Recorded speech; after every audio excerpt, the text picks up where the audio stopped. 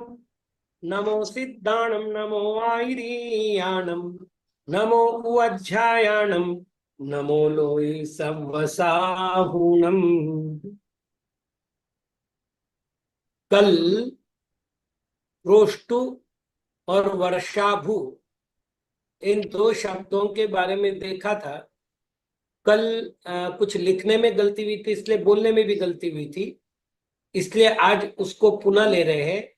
क्रोष्टा क्रोष्टारो क्रोष्टारः प्रथमा, क्रोष्टारम क्रोष्टारो क्रोष्ट्रुन द्वितीया, क्रोष्ट्रा क्रोष्टुना, क्रोष्टुभ्याम क्रोष्टुभि तृतीया, क्रोष्ट्रे क्रोष्टवे क्रोष्टुभ्याम क्रोष्टुभ्यः चतुर्थी, क्रोष्टुः क्रोष्टोः क्रोष्टुभ्याम क्रोष्टुभ्यः पंचमी, क्रोष्टुः क्रोष्टोः क्रोष्ट्वोः क्रोष्टोः क्रोष्टुनाम षष्ठी, क्रोष्टरी क्रोष्टौ क्रोष्टोः क्रोष्ट्वोः क्रोष्टुषु सप्तमी। हे क्रोष्टो, हे क्रोष्टारौ, हे क्रोष्टार संबोधन। ऐसे ही वर्षाभू में दो तीन जगह गलतियां हुई थी। वर्षाभू, वर्षाभौ, वर्षाभ्वः प्रथमा, वर्षाभ्वम, वर्षाभ्वौ, वर्षाभ्वः द्वितीया, वर्षाभ्वा, वर्षाभुभ्याम, वर्षाभूतिया, वर्षाभ्वे, वर्षाभुभ्याम, वर्षाभुभ्यः चतुर्थी, वर्षाभ्वः, वर्षाभुभ्याम, वर्षाभुभ्यः पंचमी, वर्षाभ्वः, वर्षाभ्वोः, वर्षाभ्वाम षष्ठी, वर्षाभ्वी, वर्षाभ्वोः, वर्षाभूसु सप्तमी। हे वर्षाभू, हे वर्षाभौ, भौ, हे वर्षाभ्वः संबोधन। तो ये हुआ था। आज नया न लेकर के अपन मूल संधि की ओर ही बढ़ लेते हैं। कल अपन ने किया था, जो अपना विषय चल रहा था कि पहला, दूसरा, तीसरा और चौथा वर्ण हो अथवा श, श, स हो, उसके बाद सवर्ण हो तो स बराबर ठ होता है। ये अपन ने कल देखा था। हमने एक प्रश्न किया था कि ऐसा क्या कारण है कि स का थ हो रहा है।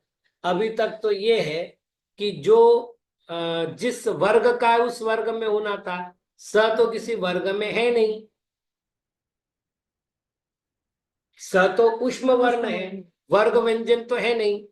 तो ऐसे समय में ऐसा क्यों हुआ?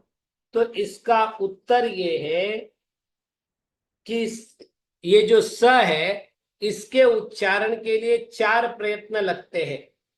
विवार, श्वास,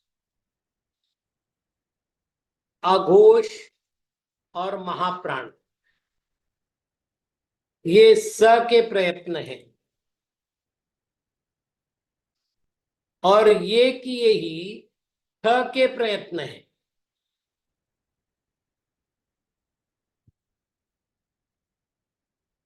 देखिए, पहली बात तो अपन जानते अच्छी तरह से है, री, त वर्ग, ल और स, इनका उच्चारण स्थान तालु है। लितिवसानाम दंतः, लितिलसानाम दंतः, तो दांत है ना। तो ये तो बात पक्की है, या तो री में परिवर्तन होगा, या त वर्ग में परिवर्तन होगा, या ल में होगा। अब स का परिवर्तन होते समय इस बात को देखना पड़ेगा कि इसमें से क्या हो रहा है। तो उत्तर है, जो स का उच्चारण करने के लिए लगने वाले प्रयत्न हैं वे ही प्रयत्न ठ के लिए होने वाले प्रयत्न हैं। इसलिए सकार का थकार होता है। तो ये एक नियम बना। तो कल अपन ने उदाहरण लिया था उत्था। अब हमने कहा था कि त का थ होता, मतलब स का थ होता है, तो ये हो गया उत थ धन था, है ना। स का थ किया है, बाकी कोई परिवर्तन नहीं हुआ है। यहां तक कल हम आकर के रुके थे। अब आगे बढ़ते हैं। तो ये जो नियम यहां लगेगा, यहां नियम लगाते, त प्लस था धातु अथवा स्तंभ शब्द, समझ में आती है ना। ऐसा हो तो स का थ, ये नियम था। अब अपन एक नियम और बनाते हैं। यदि पहले दूसरे तीसरे चौथे वर्ण के आगे या श श स के आगे सब ये थ आता है, तो उसका विकल्प से लोप होता है। तो विकल्प से लोप होगा तो क्या होगा? अब इसको अपन नीचे ले लेते हैं। एक रूप तो अपना बना उत्था। कैसे बना? थ में थ मिल गया। लेकिन जब अपन ने ये नियम लगाया कि पहले दूसरे तीसरे चौथे वर्ण के आगे थकार हो, तो उसका विकल्प से लोप होता है ना। तो हमने इसका लोप कर दिया, तो फिर हमारे पास बचा उत्था। अब इसी तरह उत्थिति, उत्थान, उत्थंब, ये सारे शब्द इससे बनेंगे। आगे दूसरा नियम अपन प्रारंभ कर रहे हैं। त वर्ग के बाद लकार हो तो त वर्ग का लकार होता है। इसके लिए पाणिनि ने तोरली सूत्र दिया है। सरल सा है, फिर भी अपन एक बात कर लेते हैं। मान लेते हैं तत् लक्षणम। देखिएगा, कल भी मैंने कहा था कि हम लोगों को जो भी प्रोसेस करनी है, वो प्रोसेस क्रम से होनी चाहिए। यदि हम किसी ग्रंथ को पढ़ रहे हैं, तो वहां पर तो एक ही रूप आएगा, दो रूप नहीं आएंगे, और वहां कोई प्रोसेस का मूल्य भी नहीं होगा। तो हम जब बना रहे हैं, तो शब्दों का परिचय हमें होना चाहिए। तो ल जो है वो घोष वर्ण है, और प्रथम वर्ग के प्रथम अक्षर के आगे यदि घोष वर्ण आता है, तो वर्ग का प्रथम अक्षर तृतीय अक्षर होता है। तो ये तद धन लक्षणम हो गया। अब यहां पर जो नियम है, त वर्ग के बाद लकार हो तो त वर्ग का लकार हो जाता है। तो लकार का कोई भी सवर्ण नहीं है, ये ध्यान रखिएगा। मतलब कोई भी वर्गांत शब्द नहीं है। इसलिए जो है, हमको डायरेक्ट त का ल ही करना है। तो ये हो जाएगा तल लक्षणम, मतलब तल दल लक्षणम।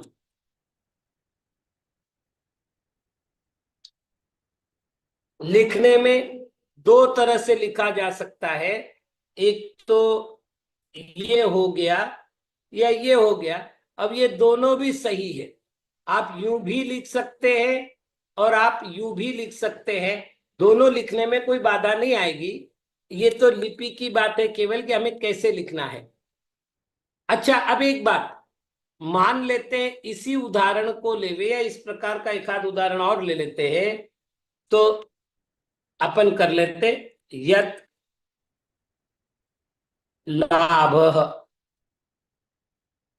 एक उदाहरण के लिए ले लेते हैं। अब मान लेते हैं कि हम त का द नहीं करते हैं, तो क्या उत्तर में कोई अंतर आता है? तो नहीं आता। क्यों नहीं आता? क्योंकि ल का जैसे अपन ने तृतीय वर्ण का तृतीय वर्ण किया था, प्रथम वर्ण का प्रथम वर्ण किया था। अपन इससे पहले क्या करते आए थे कि वर्ग का जो परिवर्तन होगा वो उसी क्रम में होगा। यहां पर ऐसा कोई नियम नहीं है। यदि आप तद लक्षणम जैसे अपन ने एक स्टेप बढ़ा दी थी, ऐसा न करके डायरेक्ट यहां पर ल करते हैं तो कोई बाधा नहीं आती। आप डायरेक्ट भी कर सकते हैं। तो यहां बनेगा यल्लाभ।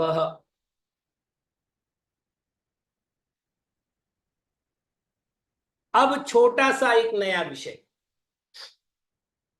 मान लेते हैं कि यहां पर नकार आता है, क्योंकि त वर्ग लिखा है, त वर्ग में न भी आता है। मान लो नकार आता है, जैसे विद्वान लिखती।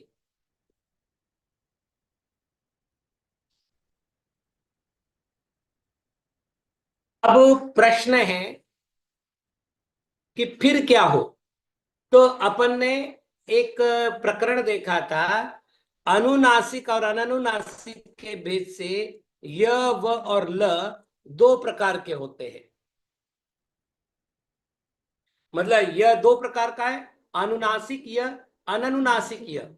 वह दो प्रकार का है, अनुनासिक व, अननुनासिक व। ल दो प्रकार का है, अनुनासिक ल, अननुनासिक ल। ठीक है।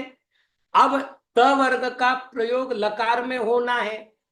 अपन तो देख लिया कि त वर्ग के बाद लकार हो तो त वर्ग में न भी आ गया, थ थ द ध न, न भी त वर्ग में आया।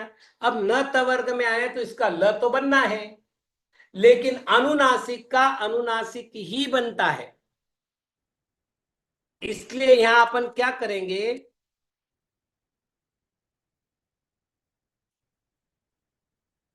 विद्वान लिखती। मैंने क्या किया आपको समझ में आया? यहां पर इस चिन्ह के रूप में अनुनासिक शब्द दिया है, यह अनुनासिक का चिन्ह है।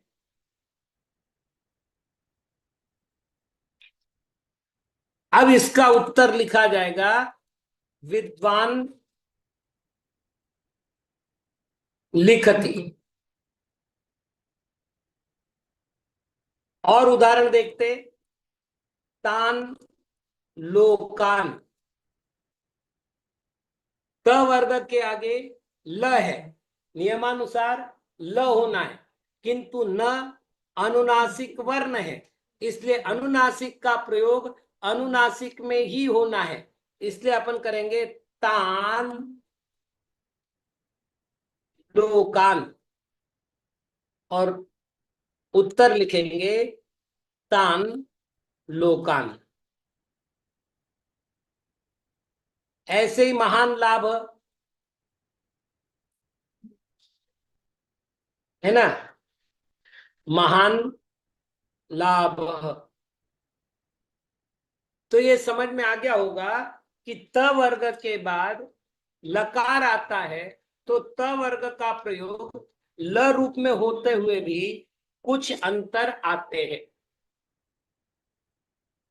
क्योंकि अनुस्वार का प्रकरण चल रहा है, इसलिए एक नया नियम देखते हैं। अनुस्वार प्लस व्यंजन होने पर अनुस्वार पर वर्ण का, पर वर्ण के वर्ग का पंचम वर्ण होगा।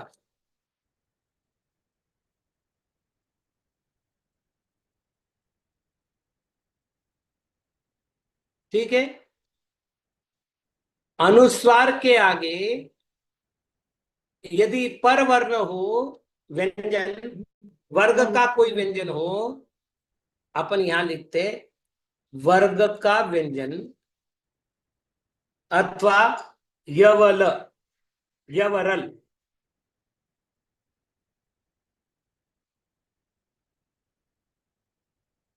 य व र ल। और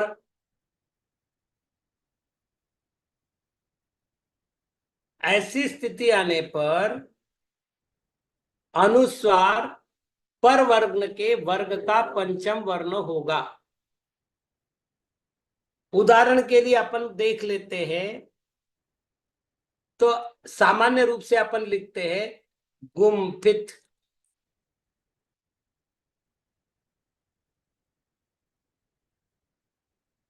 मैं पहले भी कह चुका हूं कि संधि के प्रकरण में बहुत स्पष्ट वर्णन आएगा कि हम लोग गुम्फित संस्कृत में ऐसा नहीं लिख सकते।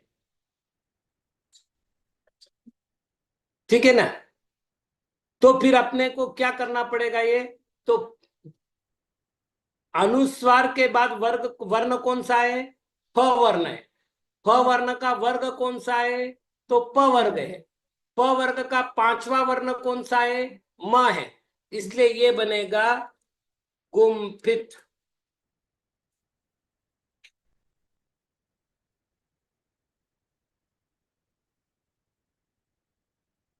और ये जो नियम है ये केवल पद मध्य में है,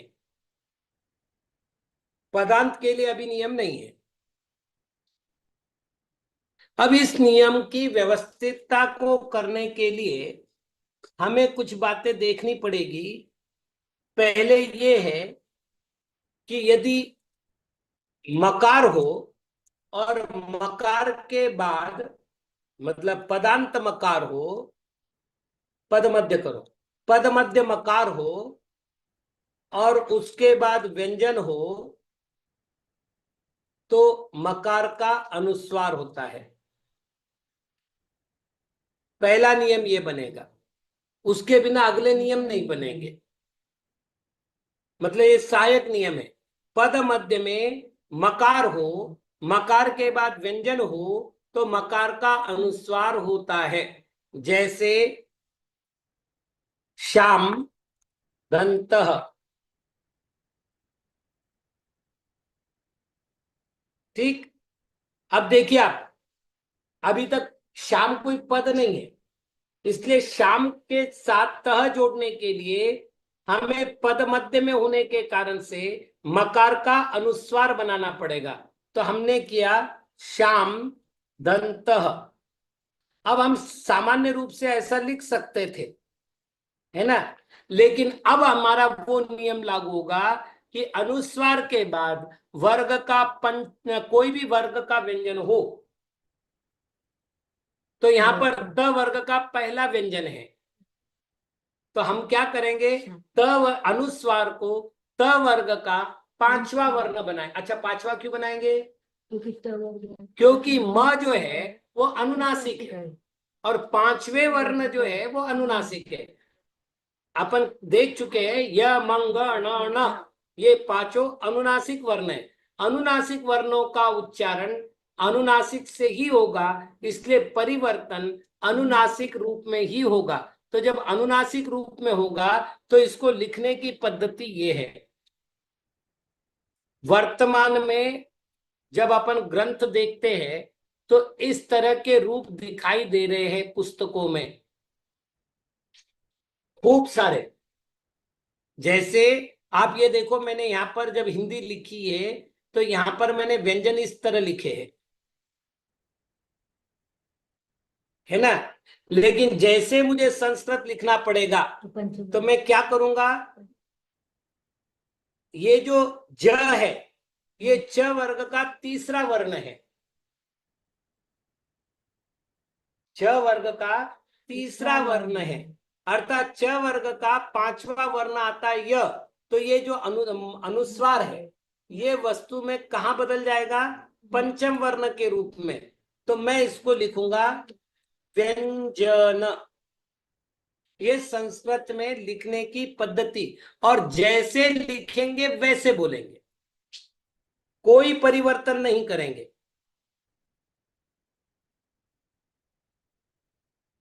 अब यदि पदांत में हो तो ये अपन ने क्या देखा था? पद मध्य में। यदि पदांत में हो तो अनुस्वार, पदांत में हो तो विकल्प से अनुस्वार अथवा मकार। जैसे रामम, ये द्वितीय विभक्ति का एक वचन है। अब ये रामम जो है द्वितीय विभक्ति का एक वचन होने के कारण सुबंत पद है। सुबंत पद यानी विभक्ति का प्रत्यय लेने के बाद होने वाला पद। तो सुबंत पद होने के कारण से हम चाहे तो रामम लिखे और हम चाहे तो रामम लिखे। तो ये तो हुआ व्यंजन संबंधित नियम। मान लो व्यंजन न हो करके इसके स्थान पर स्वर हो तो, है ना, तो अपन करेंगे जैसे रामम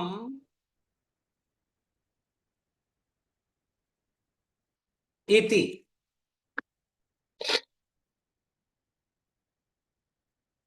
तो क्या करना है, यदि स्वर परे हो तो मकार को स्वर में मिला देना है। तो ये होगा राम मिति। मतलब कितनी बातें हुई देख लीजिएगा।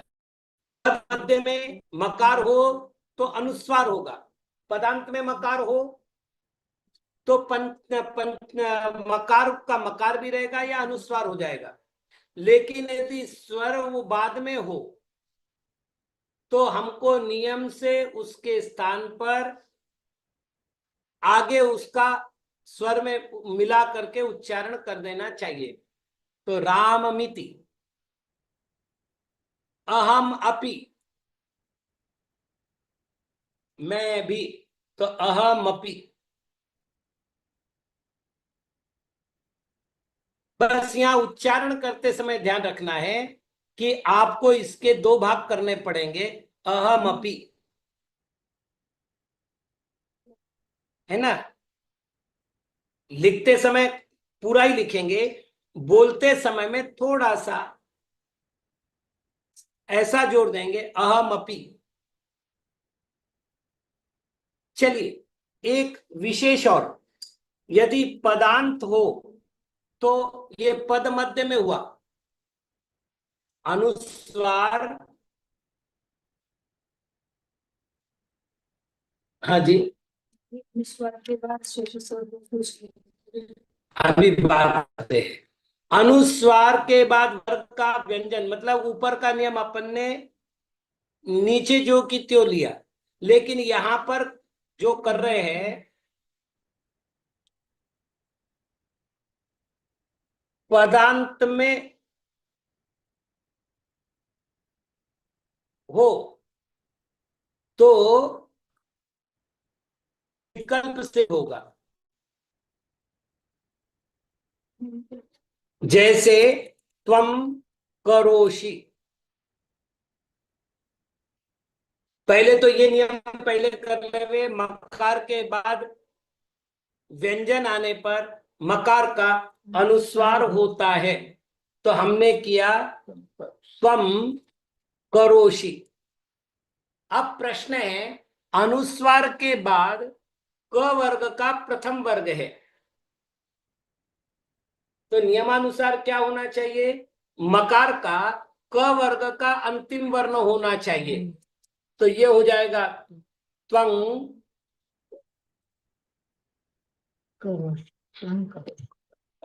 करोषि, और जब मिला देंगे तो इसका हो जाएगा त्वं करोषि। लेकिन ये कह रहे ये कैसे होगा, तो विकल्प से होगा। तो नहीं होगा तो क्या होगा, त्वं करोषि। वर्तमान में एक बड़ी भूल हो रही है, मतलब संस्कृत के कई सारे विद्वान, वो फिर साधु रूप में है, पंडित रूप में है, शिक्षक रूप में है, वो इस पर जोर दे रहे हैं। वो कह रहे हैं कि त्वं करोषि बोलो, विकल्प नहीं बोल रहे, वो कह रहे हैं ऐसा ही बोलो। हम कह रहे हैं कि जब हमने ऐसा लिखा है तो हम कहेंगे त्वं करोषि। मेरे उच्चारण पर जो ध्यान दीजिएगा, त्वं करोषि, त्वं करोषि। और यहां जब उच्चारण कर रहा हूं मैं तो त्वं करोषि। तो मेरा उच्चारण समझ में आ रहा है। यहां मैं क वर्ग के पंचम वर्ण का उच्चार कर रहा हूं, क ख ग ग ङ, त्वं करोषि। लेकिन यहां मैं प वर्ग के अंतिम वर्ण का यानी अनुनासिक वर्ण का उच्चारण कर रहा हूं, त्वं करोषि। तो दोनों के साथ एक जैसा उच्चारण नहीं होगा। अभी कुछ साधुओं को भी हमने ये कहा, तो मतलब यूट्यूब पर जितने भक्तामर वगैरह के वीडियो है, अगर आप उसको देखो तो वो इस उच्चारण पर जोर दे रहे हैं, जबकि दो रूप बन रहे हैं। अब प्रश्न है कि संस्कृत की विशेषता क्या है कि जैसा लिखा है वैसा बोलना है। तो हमने अगर त्वम करोषि लिखा है, मतलब ये लिखा है, तो ये नहीं बोल सकते, और ये लिखा है तो ये नहीं बोल सकते। त्वं करोषि, त्वम करोषि, ऐसे दो रूप बनेंगे और दोनों के उच्चारण होंगे। अब एक बात है, ये तो हो गई पद की बात, हो गई पद मध्य की बात, हो गई पदांत की बात, हो गई, ये सारी बातें हो गई। लेकिन कुछ उपसर्ग मकारांत है, जैसे उदाहरण के लिए सम, ठीक है। और इस सम के साथ हमने बताया एक शब्द लगाया देश।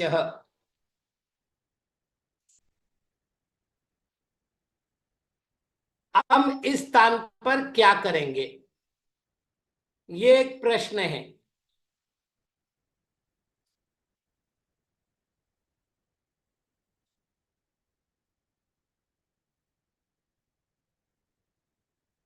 तो उत्तर आएगा कि यदि पूर्व में उपसर्ग भी हो तो भी मकार का अनुस्वार और परवर्ण होगा। तो ये क्या होगा, सम देश। हाँ जी। अब दूसरी बात, द जो है वो त वर्ग का तृतीय वर्ण है, इसलिए यहां त वर्ग का पंचम वर्ण होगा अनुस्वार, इसलिए होगा सन देश। अब ये बनेगा संदेश। ये क्लियर है बिल्कुल। अब प्रश्न है कि अपन ने यहां यवरल भी लिया है ना। अब यवल के बारे में आज ही अपन ने नियम देखा कि यवल ये अनुनासिक और अननुनासिक के भेद से दो प्रकार का है। अब ये मकार तो अनुनासिक है, अनुस्वार अनुनासिक है, तो अनुनासिक का प्रभाव अनुनासिक में ही होगा। तो फिर यहां क्या होगा, मान लेते हैं अपन, छोटे छोटे तीन उदाहरण देख लेते हैं। जैसे प्रियम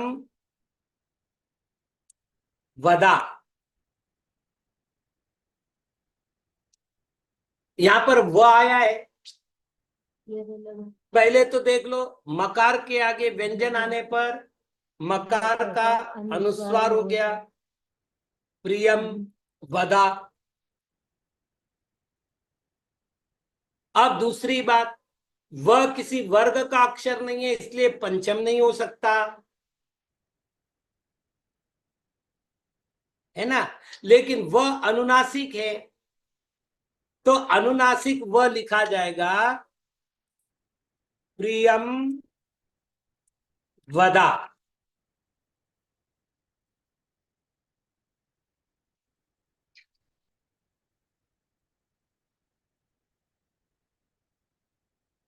प्राय करके वर्तमान के लिपिकारों ने यही लिखना प्रारंभ किया है।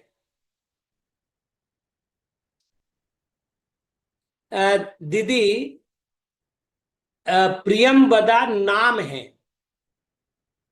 और स्त्रीलिंगी नाम आप अच्छी तरह जानती है कि वो टाप प्रत्यय लग करके बनता है, इसलिए प्रियम वदा होगा। आप जो बोल रही है वो आदेशात्मक शब्द है, प्रियम वद।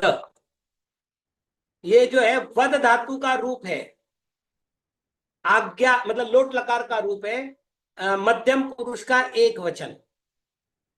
और हम ये कह रहे हैं, यहाँ स्त्रीलिंग रूप हमने लिया है प्रियम वदा।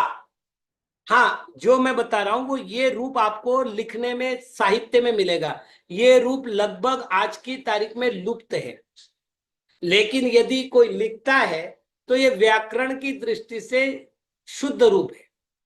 ऐसे य का रूप देख लेते, सम धम यम।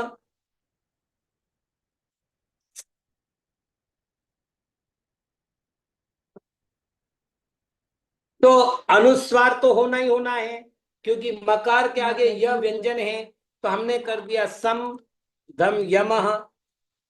आगे बढ़ते हैं। अब यह क्या है, तो यह अनुनासिक भी है, तो हम करेंगे सम यमः।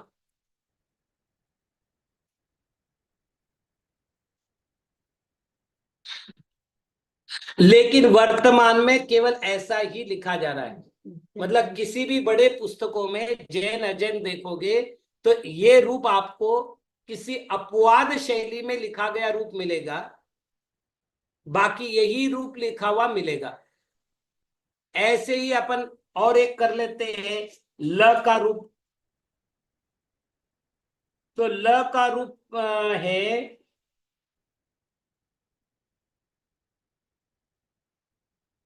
सम लोकाहा। ल व्यंजन है, इसलिए सबसे पहले मकार का अनुस्वार किया और लोकाहा बनाया। अब ल अनुनासिक वर्ण है, इसे सन लोकाहा, इससे रूप बनेगा सन लोकाहा। वर्तमान में इसी प्रकार के रूप देखने में आते हैं, ज्यादा से ज्यादा बस इतना ही, इससे ज्यादा रूप देखने में नहीं आते। संलोकन ट्राई करके जब शब्द आता है, तो कुल मिलाकर के ये व्यवस्था है कि अनुनासिक का कैसे पर रूप परिवर्तन होता है, बाकी चर्चा समय मिलने पर करेंगे। ओम नमः।